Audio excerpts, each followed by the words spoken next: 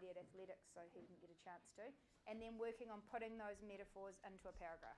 So you've got 2 minutes if you can organise yourselves into your maths groups. Off you go.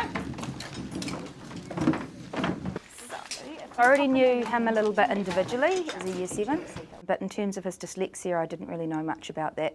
He's actually the first student I've had that's been identified with it. What I've noticed particularly is that huge disparity he has between his comprehension and discussion that is at level 5 upwards. On comparison, his writing work is more at your sort of level 3, 4. For me, that shows that he decodes quite slowly, but he can understand a huge variety of topics. Well, we have done 2 surveys to over 500 schools, and the results of that survey shows that very few schools have an awareness of dyslexia. We need to ensure that all teachers have some understanding of what dyslexia is, are able to screen for dyslexia, and then to make their classrooms more dyslexia friendly.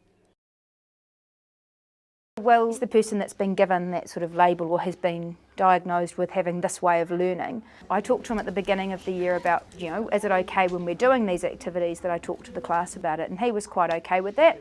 It's empowering for him to have that choice over who he shares that information with and who he talks to about it. And because this is minutes, it would be in 60. Oh, yeah.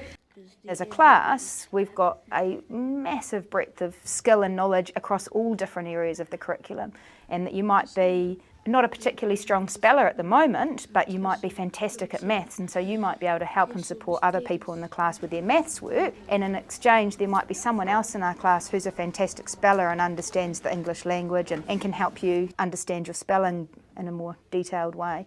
Okay, triangles, if you guys can move up here nice and quick. Thank you guys. One thing I did at the beginning was actually ask him to write down what it is that helps him learn best. He identified that being closer to the whiteboard helps him to be able to read it, and also if the size of the lettering on the board is bigger. As we went through the year, I realised that it's not just the size of the lettering, but it's often the shape and the spacing of the letters. In terms of worksheets or follow-up activities, I normally shrink down to an A5 page, and it's quite small text, and he just found that it took him a lot longer to decode. It's not that he wasn't able to, but that the time then weighed on him heavily, so we changed that and got him larger sized fonts to work with.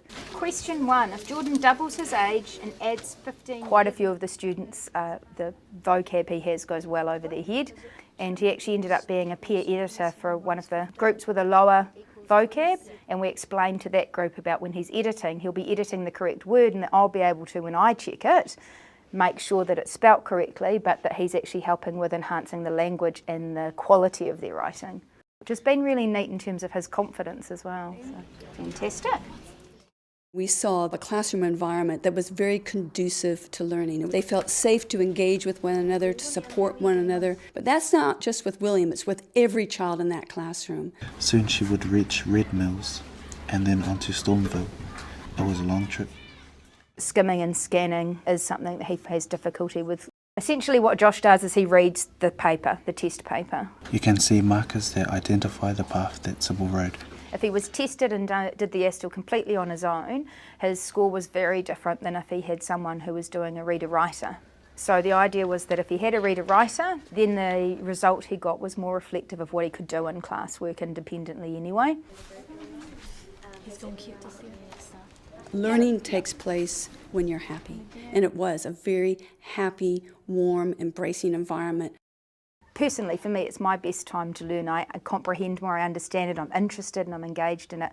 I spend quite a bit of time at the beginning of the year developing that culture, and we do quite a few sort of cooperative games and working together as a team. The children are engaged in learning. I would say that they were engaged all day. There's very little downtime in that classroom. I'm cautious personally from my reading about it, or in terms of building students' confidence, to say that it's a disability or an issue, because I don't think it is. I think it's just a different way of looking at things.